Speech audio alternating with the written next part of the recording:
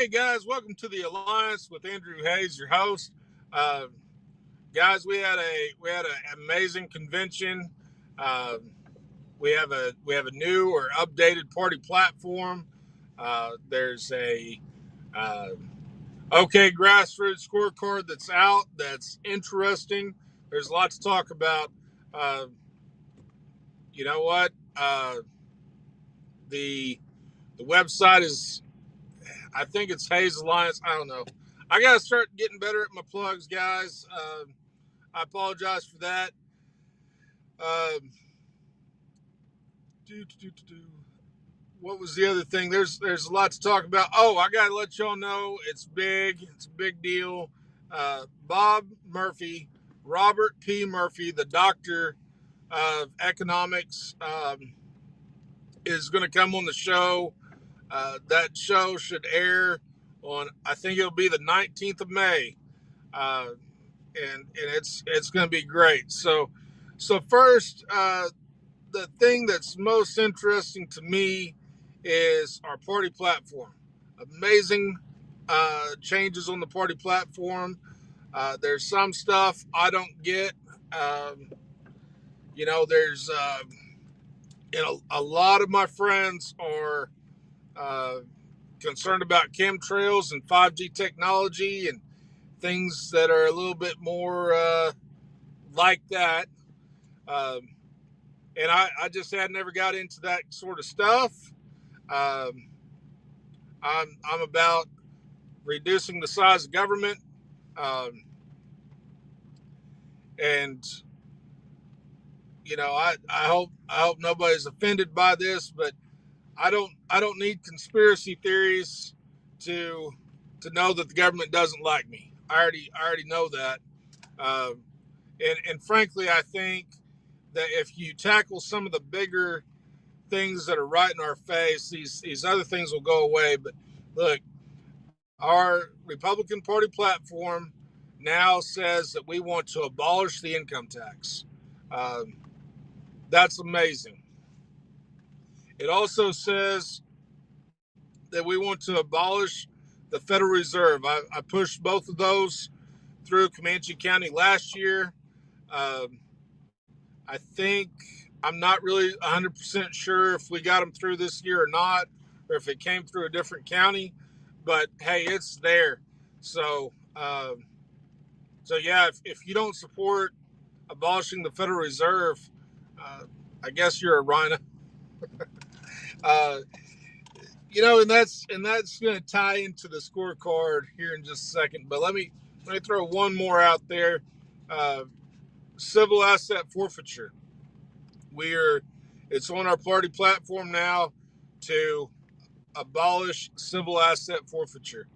And let me tell you what, folks, that's neat. Um, I don't feel like I need to argue that point to anybody that's going to watch my show, but uh, Governor Stitt talked about it. It might have been last year. I don't. He talked about it in one of his State of the States. Maybe it was this year. It seems like it's an awfully long time ago. But uh, get this, folks. Abolishing civil asset forfeiture is on the Democrat Party platform. Now it's on the Republican Party platform. And it's on the Libertarian Party platform. And the Libertarians, man, their party platform, uh, ours has grown to be 30 pages of policy. That's our platform. It's 30 pages worth of stuff. I think the Democrats are still in the 20s. They've got 20 odd pages of policy. Uh, the Libertarians, they did something neat. Theirs is much smaller, um, and there's a reason for it. Is because their platform is more for the public than it is for the legislature, and it's for both. It's to let the world know what we believe. It's also to direct the legislature in what we would like to see done.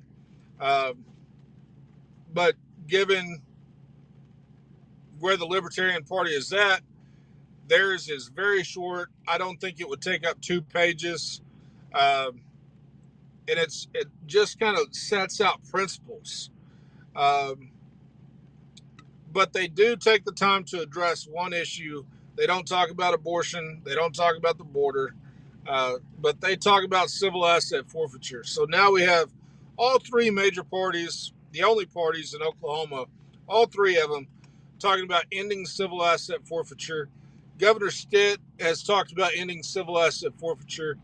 Uh, Man, we're going to get this done next year. We're going to put an end to civil asset forfeiture. We've got to. Um, so I think that's great. Um, I don't know if y'all saw. I've got a little. I was at the convention.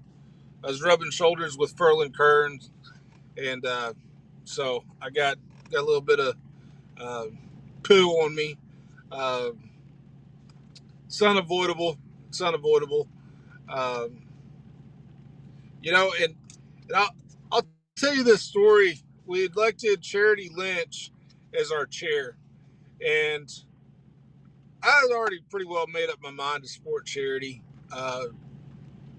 But I want to tell you a story just after the fact to kind of seal it. If you weren't sure, or maybe if you happened to have voted the other way, uh, I walked up to Ferlin Kearns. Me and him kind of have a little bit of disagreement, you might say, but I try to seek peace. Not necessarily agreement, but just peace. I seek peace, and we don't have to be drinking buddies or fishing buddies or anything like that, but we ought to be able to uh, have a civil discussion and just get along and discourse and talk about the ideas.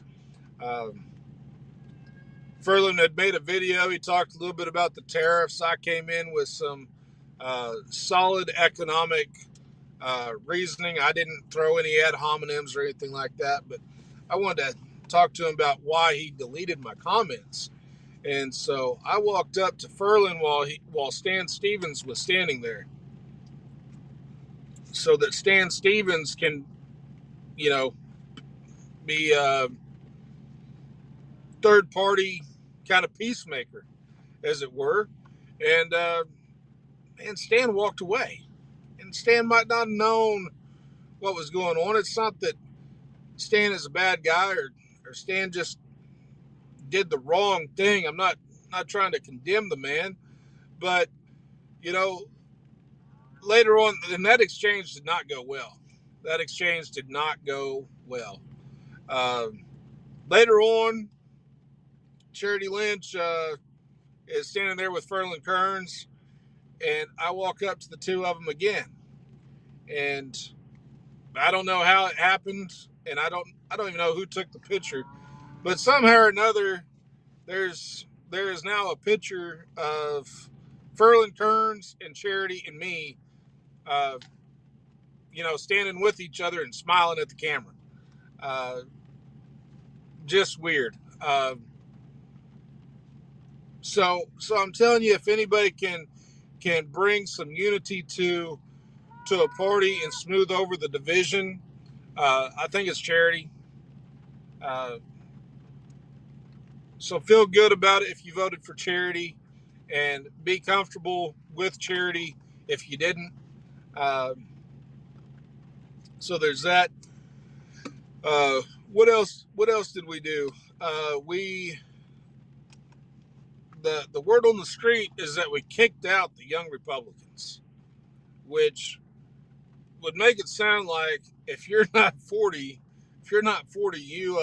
you can't be in the party. You can't come to convention. Uh, we don't want you in our party. That's not what happened, guys. We What we did is we brought the Young Republicans back into the counties, back into the county parties. Um, it's it's a move for inclusion, not a move to separate them. We don't want them off on their own. We want them in with us. Um, And my friend Gary Barksdale, he points out that the college Republicans and the young Republicans are two different things. And if you're under 25, you're enrolled at college, you're away from home. All right, the college Republicans, there's an argument to be made. Honestly, I don't think I've heard the argument for abolishing the college Republicans. I haven't heard that argument made. The argument for getting rid of the young Republicans, that is their charter, to bring them back in, uh, so that they're not. I don't know. Just I see it as them being ostracized outside of the county.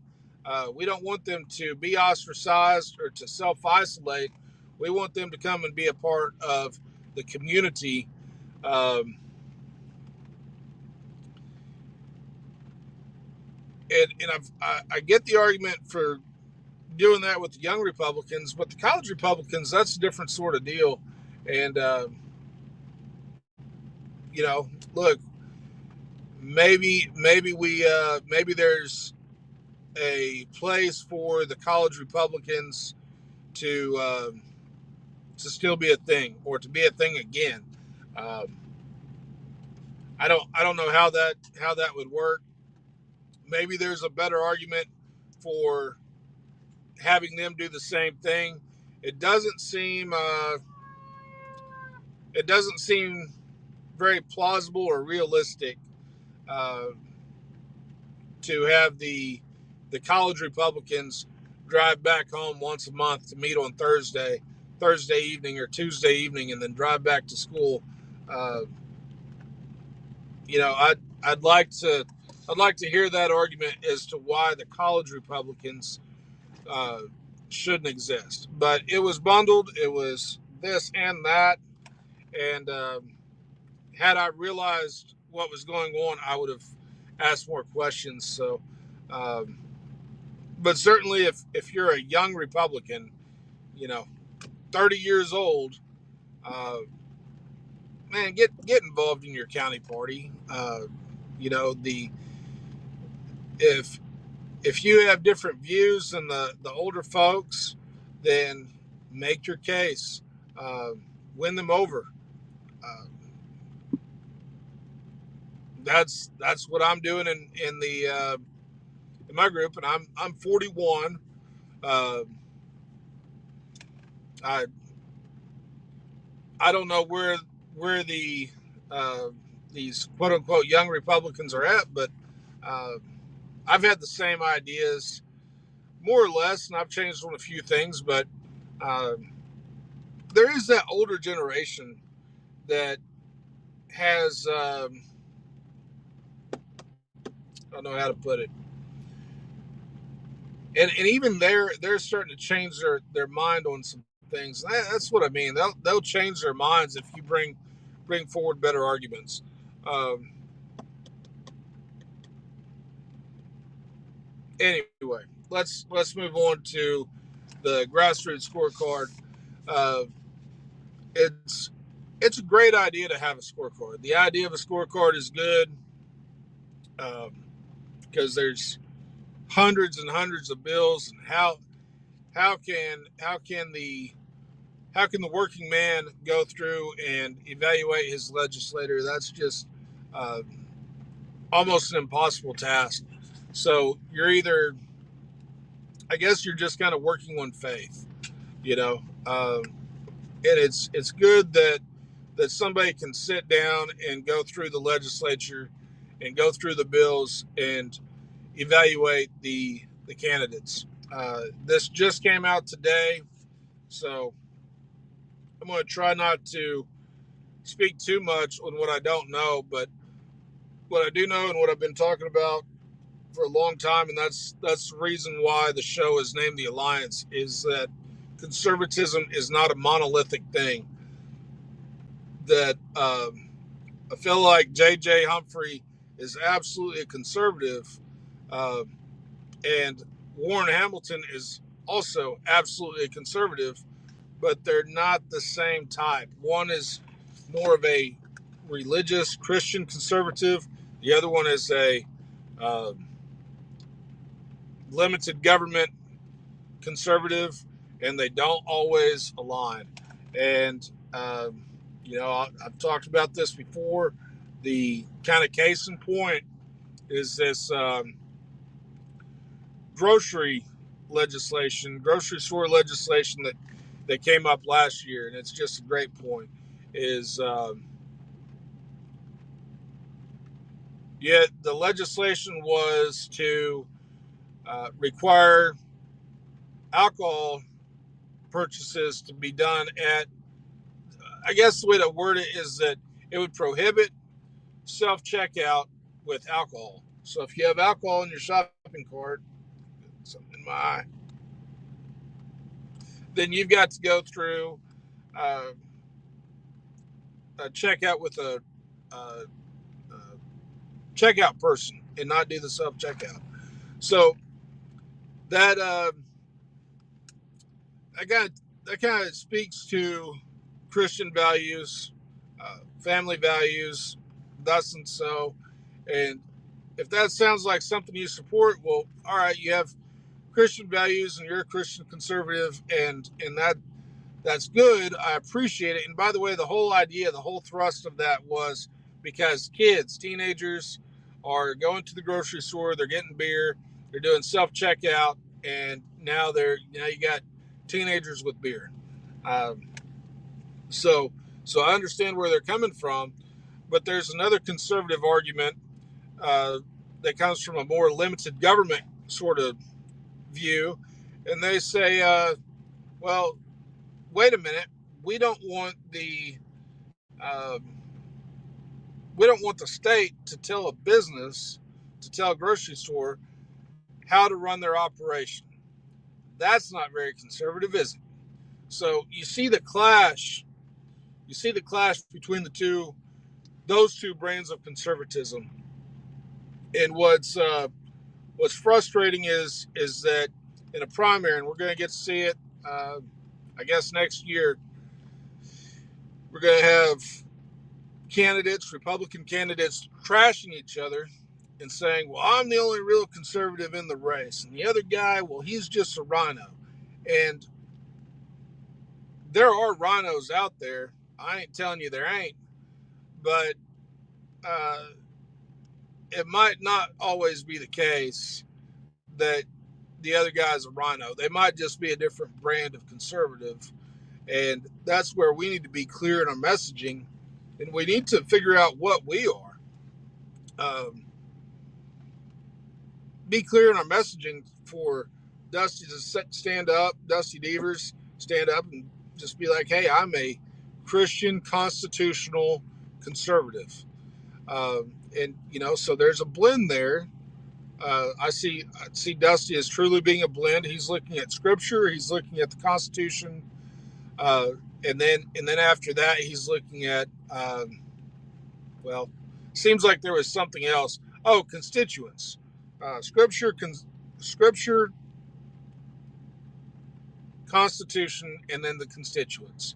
Um, so those are the three things that Dusty goes off of, and you know, somebody like me, I would go off the Constitution, and I'm a Christian, guys. Uh, but again, I'm for limited government, so I might not look to Scripture. I look at Scripture to dictate how I live my life, but not necessarily to legislate and tell other people how to live their life, right? So a lot more limited government. So I'm more of Constitution, and then just limit the government as small as it can be. Um, and just brand yourself as that. If anybody's out there thinking about running, uh, but yeah, this trashing each other is not the way to go. And my gosh, there are neocons out there, uh, the rhinos, as it were. They're still on the right. They're not on the left, uh, but they're not in the grassroots or the patriot side. They want big government, and they want subsidies for business, and their idea is that that's going to bring jobs, and they want to expand the military. They want to have government intervention at home, at abroad, get the government involved in the Middle East and sort that mess out. Um, you know, well, they have brought in a lot of left wing ideas, but they're not leftists in the sense that they want to absolutely destroy society and remake it. And that's really what the left is all about. Uh, yeah. So uh, and so and I was having a conversation with some guys in a chat, and um, there's a it seems like there's a desire to escape ideology, and I thought about this today. As conversation was yesterday, but I've just been kind of working this over. Um, if you play chess, I'm a not a great chess player, but I love playing chess, and I played in college a little bit. I was on the OU chess team, and anyway, there's a book. I don't know, probably 1,000 pages of openings. It's called the MCO, Modern Chess Openings. I think we're on version 18 now. I could be wrong. Uh, I got it. I got it for Christmas. It's amazing, but it's got 800 pages of openings in algebraic notation, and it takes you through, um, the Sicilian Nosdorf poison pawn defense, right? And it'll take you through the first 30 moves, and I back when we were on, I think it was MCO 16. No, it might have been 14. The first one I got was 14. And I got it and I showed my granddad. And granddad asked me, I was flipping through, and I'm showing him how it works and everything. And granddad asked a great question. He said, "All right, so this book tells you what to move, like, what to do." And I'm like, "Yeah." He's like, "Well, what happens if the guy you're playing against hasn't read that book?" I said, "Well, then I'm going to get a big advantage in the opening, um,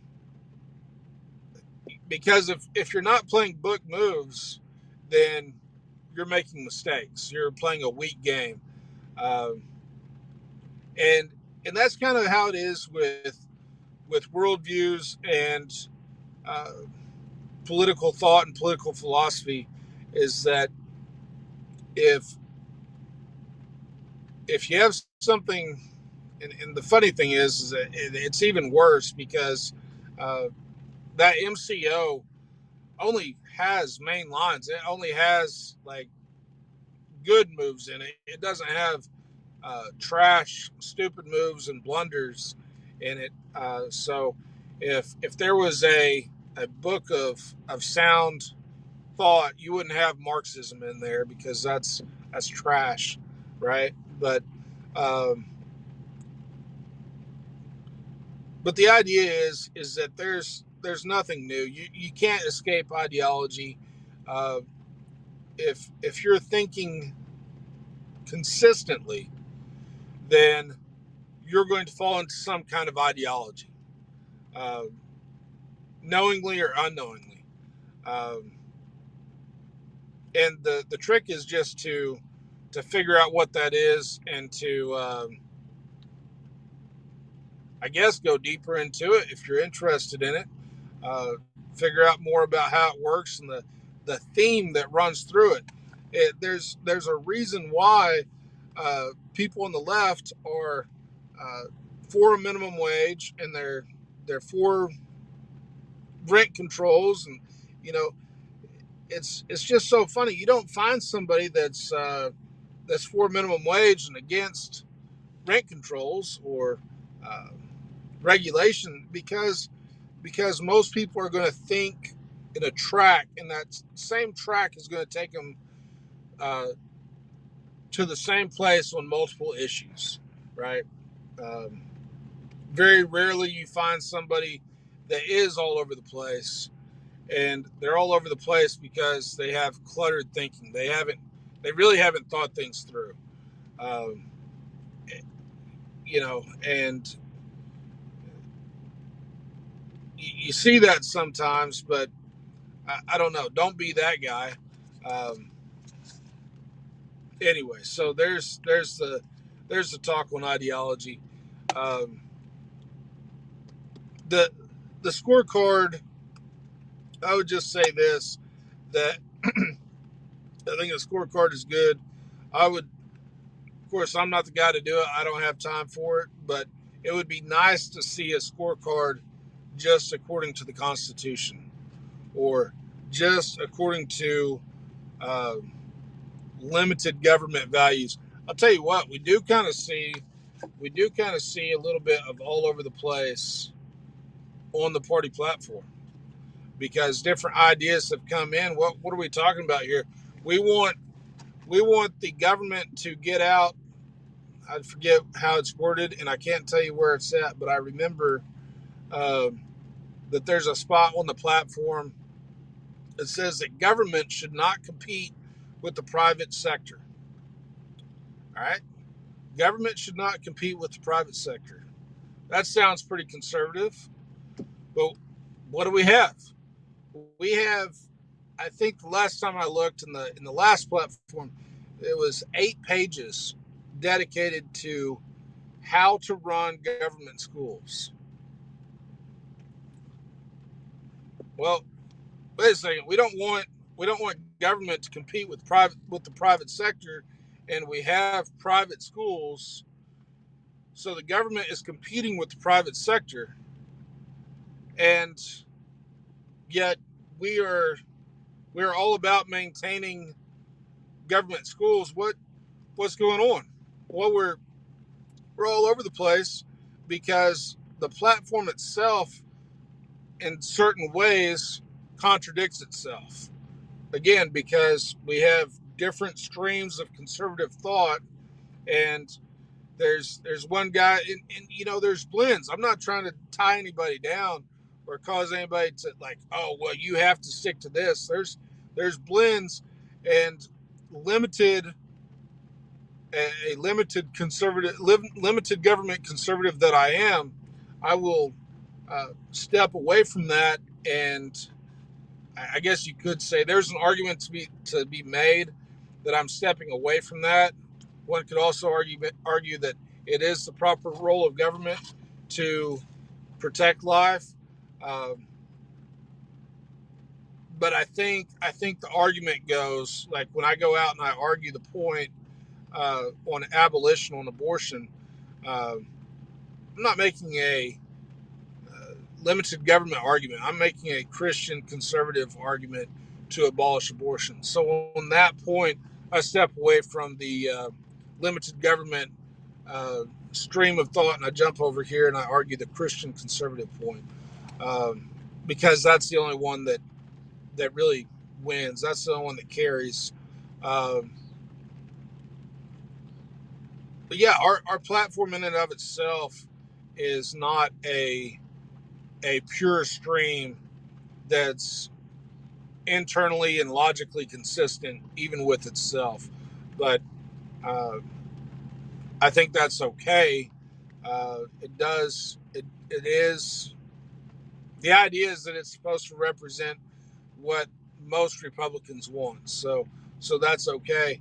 But again, I'd like to see multiple scorecards instead of just one, because a person might not fare so well uh, on a constitutional scorecard, perhaps, but maybe they would fare better on a Christian conservative scorecard. Um, anyway, I think that's the main thrust of what I've got to say today. Um, we've got we've got rain, and I've got to move cows. We've got we've got a damaged fence, and my cattle have been getting out. So uh, I can either go through and fix a lot of fence in the rain, or I can move cows in the rain. But this pasture is kind of done, so I need to get them to fresh grass. Uh, so we're gonna do that today. Y'all take care, and we'll talk at you next week.